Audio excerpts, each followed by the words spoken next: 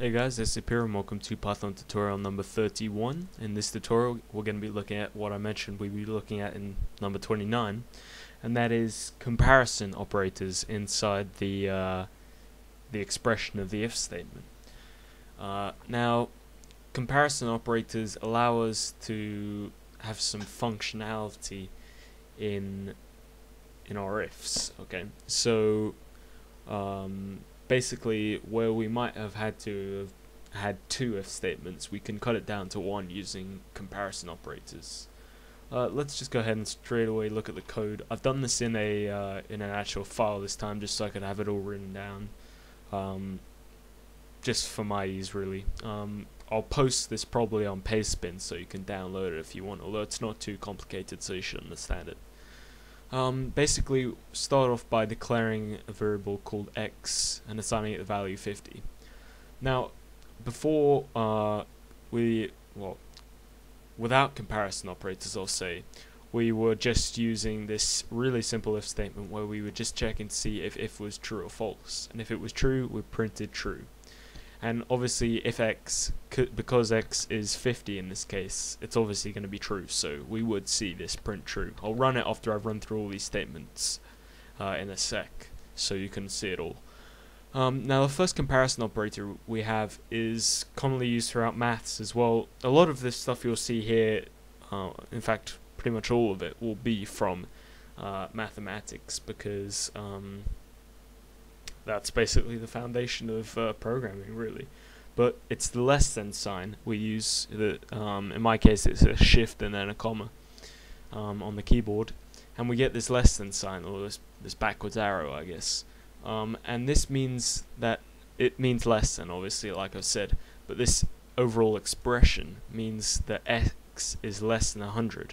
So we're checking to see if x is less than 100, and if it is, we'll print true. Otherwise, we'll print false. I'm sure you can all assume that it's going to print true, because obviously 50 is less than 100. Okay, we got the same thing with the greater than sign now, which should be right beside the less than on your keyboard. And again, commonly seen throughout maths. In fact, generally when you have these statements in maths, you'll have something is less than this but greater than that to define a range, basically. But in this case, we're just checking to see if x is greater than 50. And if it is, we'll print true. If it's not, we'll print false. So if it's not, nothing will happen, rather. And as you can probably see, 50 is not greater than 50, so we shouldn't see any results from this. Now, the final example is just to prove that this does work, obviously. If x is greater than 40, obviously 50 is 10 more, so it's going to print true. Let's go ahead and run this. I'll run it through the command prompt. So, Windows key R, CMD.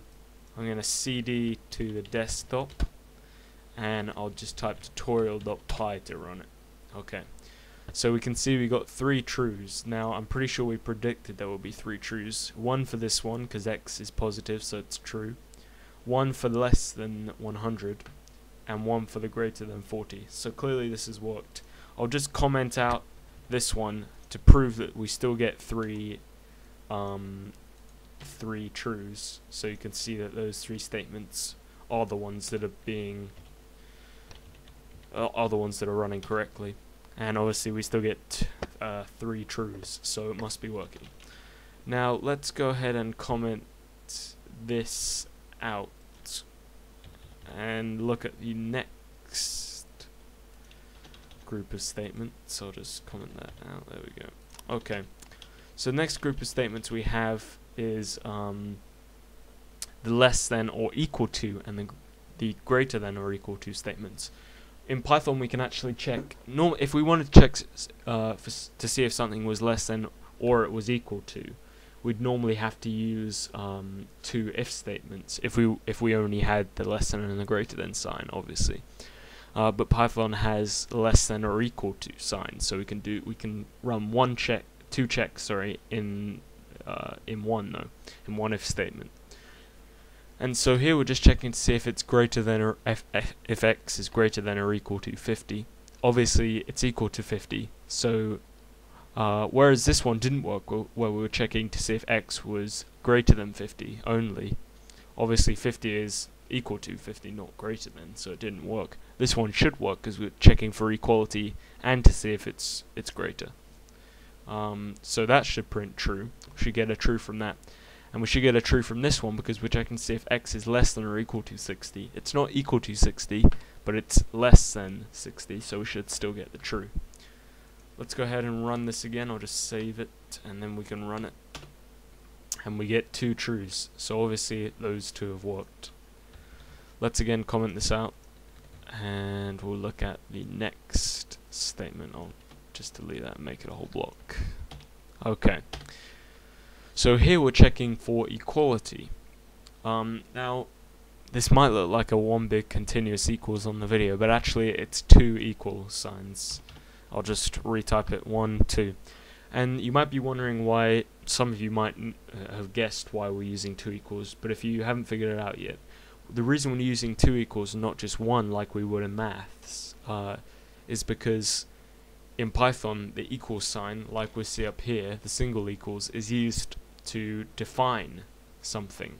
So if it would actually be perfectly legal in terms of Python to say this, if x equals 50, this would just reassign x to 50. And if you think about it, if you have a more complicated statement where perhaps x shouldn't equal 50, but you accidentally missed out the 1 equals sign, so it's reassigning x to 50, and then 50 is obviously a true value. So all that whole block, which probably shouldn't have been executed, is now being executed just because of a simple typing error, and it can really muck up our programs. And the thing is, because it's legal, it doesn't actually throw an error, and the only way you can debug that kind of error, or that kind of fault, because it's not actually an error, is by reading your code through all over again. So it's something you really want to avoid doing, and always just double check to make sure. So we use the double equals anyway, as I was saying, and to check for equality, and here we're just checking to see if x equals 50, and x, as we can see here, was assigned 50, so it should equal 50, and we should get true. Now this exclamation equals means not equal to, so here we're checking to see if x is not equal to 50. Now because we assigned it to 50, this should not print true, and so we should only see 1 true when we look at it now. Again, I'll just save it, we'll rerun it, and we can see we only get 1 true, so obviously that's worked. I'll just comment this block out again, and we'll look at the final few examples.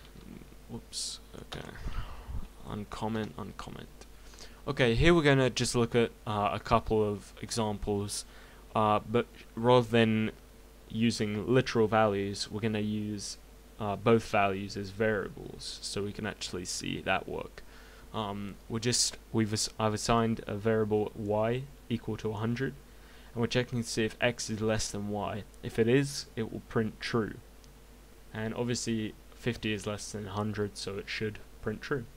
And here we're just checking to see if x is not equal to y. X is 50, y is 100, so that's obviously true, so it should print true. We should get 2 trues. Let's run it again, and I forgot to save it. Save, run again, and we get 2 trues this time, okay? Whoops. Mark, there we go, 2 trues. So obviously that's worked. That's about it for now. Just before I go, ask you to please comment and rate on the video, or rate and comment on the video rather. It really helps, and also if you feel like this is something you'd like to follow up, or check out my other videos, if you feel like there's something you're interested in, please do subscribe.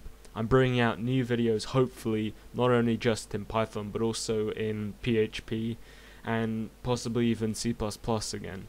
So for now guys, over and out.